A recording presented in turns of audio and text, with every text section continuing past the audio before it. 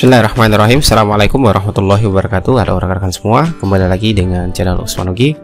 Baiklah, di kesempatan yang baik ini kami kembali akan berbagi informasi terbaru terkait dengan pemberian THR tahun 2022 untuk ASN P3, KPNS, TNI Polri dan juga pensiunan. Oleh karena itu silakan simak video sampai selesai untuk mendapatkan informasi selengkapnya. Namun seperti biasa, bagi rekan-rekan yang baru pertama kali menemukan channel ini, jangan lupa untuk tekan tombol subscribe-nya dan aktifkan lonceng notifikasinya. Baik, langsung saja terkait dengan pemberian THR 2022 yang sudah diumumkan pemerintah pada tanggal 16 April 2022 yang lalu, bahwasanya di sini sudah ada peraturan Menteri Keuangan yang sudah menjelaskan ataupun tentang petunjuk teknis petunjuk teknis pelaksanaan pemberian tunjangan hari raya dan gaji ke-13 kepada aparatur negara, pensiunan, penerima pensiun dan penerima tunjangan tahun 2022 yang bersumber dari anggaran pendapatan dan belanja negara. Dan PMK ini bernomor 75, yaitu garing PMK.05 garing tahun 2022. Nah, langsung saja kita ke poin penting ataupun pasal penting yang menjelaskan tentang pemberian THR ini. Yang pertama di sini di bagian bab 2, yaitu terkait dengan pemberian tunjangan hari raya dan gaji ke-13, di mana pemerintah itu memberikan THR dan gaji ke-13 tahun 2022 kepada aparatur negara, pensiunan, penerima pensiun dan penerima tunjangan itu sebagai wujud penghargaan atas pengabdian kepada bangsa dan negara dengan memperhatikan kemampuan keuangan negara. Dan di pasal 3 dijelaskan aparatur negara sebagaimana dimaksud pada pasal 2 yang ini di atas tadi, itu terdiri atas yang pertama adalah PNS dan calon PNS. Jadi di sini bagi rekan-rekan yang mungkin baru diterima menjadi PNS itu atau calon PNS juga mendapatkan THR dan gaji ke-13. Kemudian juga yang kedua adalah P3K, yaitu pegawai pemerintah dengan perjanjian kerja. Dan selanjutnya ada prajurit TNI, anggota Polri, dan yang terakhir adalah tentunya pejabat negara. Nah, kemudian poin penting selanjutnya yang kami akan sampaikan di dalam petunjuk teknis ini, yaitu terkait tentunya adalah yang rekan-rekan tunggu pastinya mengenai jadwalnya, yaitu mengenai jadwal ataupun kapan akan diberikan. Di sini dijelaskan di dalam petunjuk teknis ini, yaitu pada pasal 11 itu disebutkan yang pertama, tunjangan hari raya sebagaimana dimaksud pada pasal 2 itu dibayarkan paling cepat itu 10 hari kerja sebelum tanggal hari raya. Dan kemudian dijelaskan lagi dalam hal tunjangan hari raya sebagaimana dimaksud pada ayat 1 itu belum dapat dibayarkan. Tunjangan hari raya itu dapat dibayarkan setelah tanggal hari raya. Nah, mengenai jadwalnya sini kita lihat, yaitu dijelaskan itu paling cepat.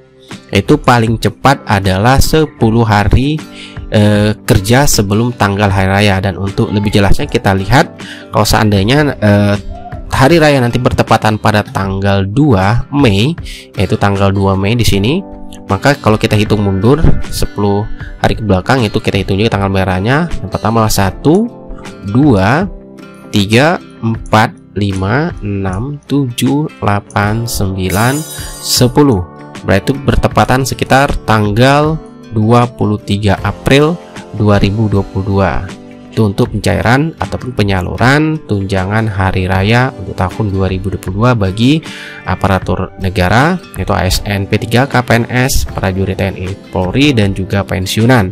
Dan kalau seandainya hari rayanya tanggal 1, tentunya tinggal dihitung saja rekan-rekan sekalian di tanggal 1, 32, 3, 4, 5, 6, 7, 8, 9, 10, berarti itu tanggal 22 April, seperti itu. Jadi mengikuti acuan dari peraturan Menteri Keuangan ini, bahwasanya itu paling cepat 10 hari kerja sebelum tanggal hari raya.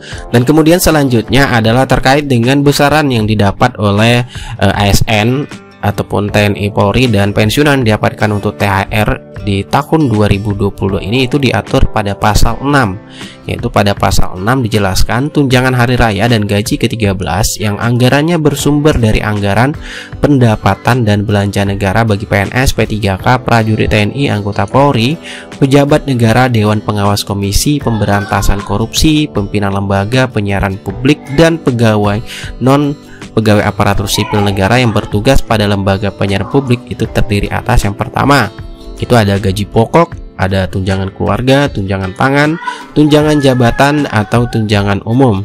Kemudian 50% tunjangan kinerja atau tukin sesuai jabatan, pangkat, peringkat jabatan atau kelas jabatannya. Seperti itu Bapak Ibu yang didapatkan untuk di tahun 2022. Nah, kemudian untuk gaji ke-13 sendiri jadwalnya itu dijelaskan pada pasal 12 ya Bapak Ibu. Kita mundur lagi ke pasal 12, dimana di sini jelaskan gaji ke-13 sebagaimana dimaksud pada pasal 2 itu dibayarkan paling cepat itu pada bulan Juli.